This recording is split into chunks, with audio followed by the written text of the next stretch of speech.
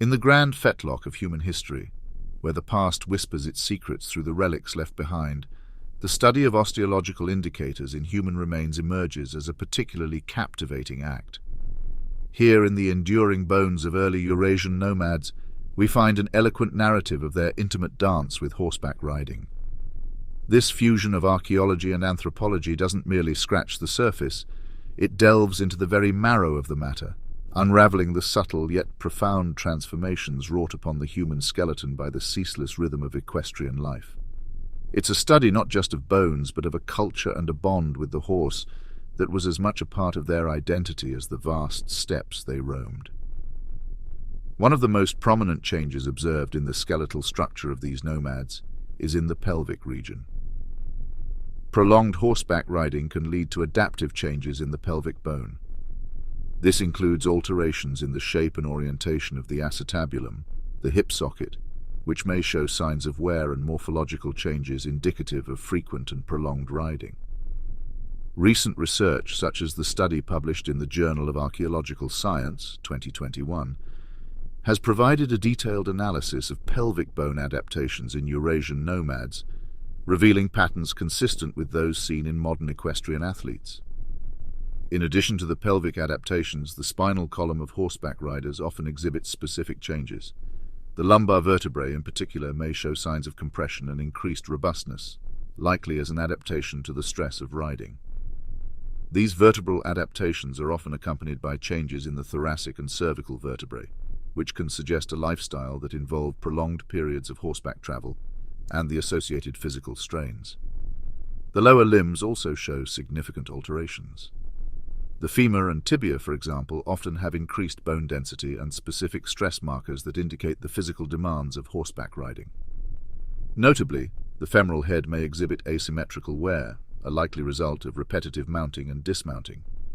This is supported by research like that found in the International Journal of Osteoarchaeology, 2019, which examined the lower limb morphology of nomadic populations and found distinct differences when compared to sedentary groups from the same period. Moreover, habitual riding leaves specific stress markers on the bones. The enhanced muscle attachment sites, particularly in the thigh and lower back muscles, reflect the physical exertion associated with controlling and balancing on a horse. Joint wear patterns are also telling. Riders often exhibit distinctive wear patterns in the hip, knee, and ankle joints, indicative of the repetitive motion and stress associated with riding. Another telling indicator is the evidence of trauma in the skeletal remains. Fractures and other trauma-related markers, particularly in the lower limbs and pelvic area, can suggest falls from horses or riding-related accidents.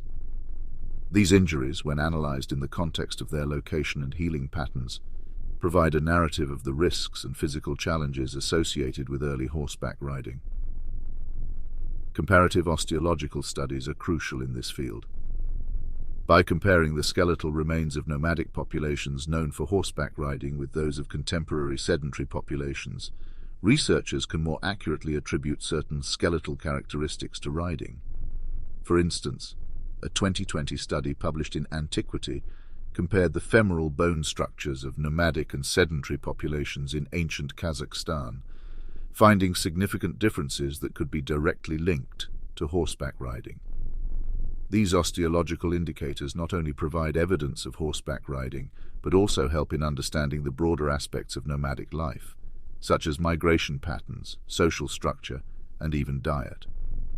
For instance, the robustness of certain bone structures can also be indicative of nutritional status, which in turn is reflective of the nomadic lifestyle and its reliance on animal husbandry. The skeletal remains of these early Eurasian nomads, then, are not mere relics, but repositories of a profound anthropological saga. They tell us of a symbiosis with the equine species that was far more than utilitarian. It was a cornerstone of an entire way of life, a defining element of cultural identity.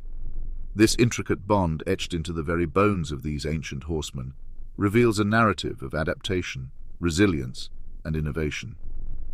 Each osteological marker, from the robust lumbar vertebrae to the nuanced wear patterns on the femoral heads, is a testament to the relentless demands and adaptations necessitated by a life spent in the saddle.